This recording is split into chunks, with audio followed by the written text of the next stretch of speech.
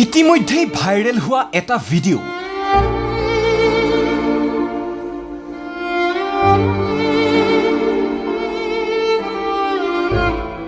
কোনো প্ৰশ্নৰ অৱতাৰণাৰ প্ৰয়োজন নাই কোনো সন্দেহৰ অৱকাশ।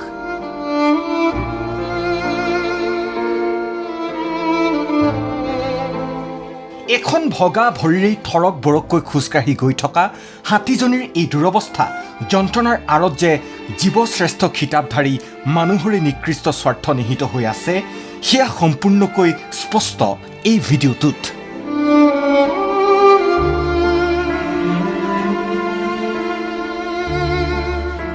৪৮ বছৰীয়া এই হাতীজনীৰ নাম মানিকী। কাকপথাৰৰ পৰা ডিব্ৰুগড়লৈ হাতীজনী খোজ কঢ়াই লৈ গৈ থকা অৱস্থাতেই এই দৃশ্য বন্দী হৈ ৰয় কাৰোবাৰ কেমেৰাত। পৰৱৰ্তী সময়ত সামাজিক মাধ্যমত ভাইৰেল হৈ পৰে এই দৃশ্য, যি দৃশ্য দেখি চকু সেমেকিছে প্ৰতিজন হৃদয়বান লোকৰ।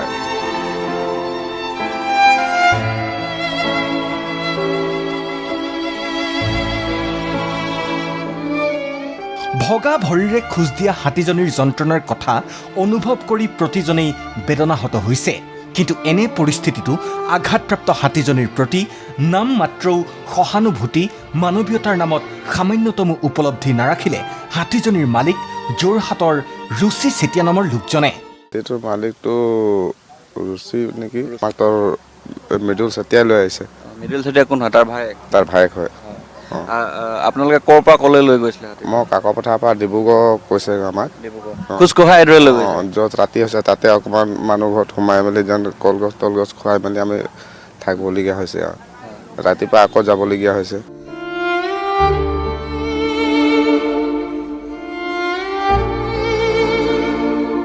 মালিকৰ নিষ্ঠুৰতা, কেৱল টকাকেই চিনি পোৱা নিৰ্লজ্জ মনোবৃত্তিৰ বাবেই এইদৰে জীৱনৰ নামত জীয়াতু ভুগিছে নিষ্পাপ এটি জীৱই।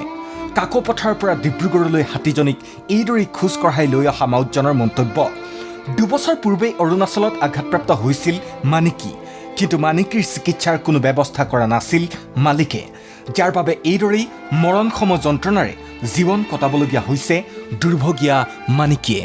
অৰুণাচলত আছিলে, আমিতো কাকপথাৰতে লগ পোৱা তাক, হাতীটোক আমাৰ হাবিত আছিলে।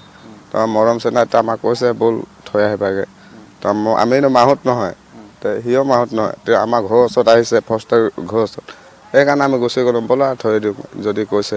যিটো সময়তে আঘাতপ্ৰাপ্ত হৈছিলে সেইটো সময়তে চিকিৎসা কৰা উচিত আছিলে, তেওঁলোকে গাফিলতি কৰিছে এইটোত।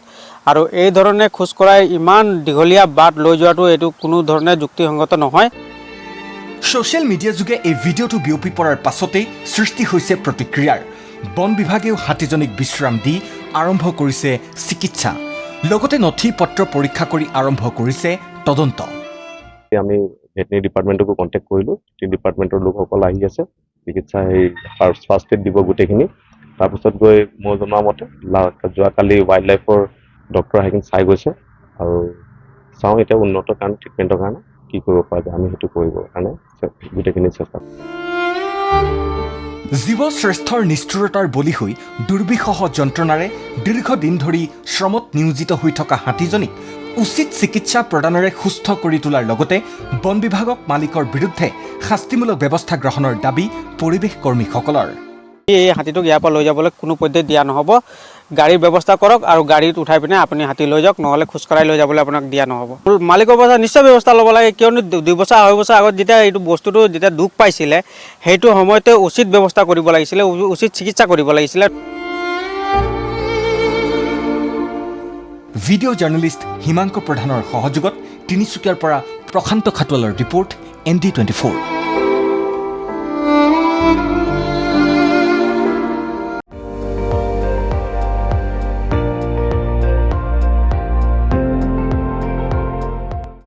আপুনি চাই আছে ND24, সৰ্বশ্ৰেষ্ঠ নহয় সৰ্বোত্তমৰ দৌৰ।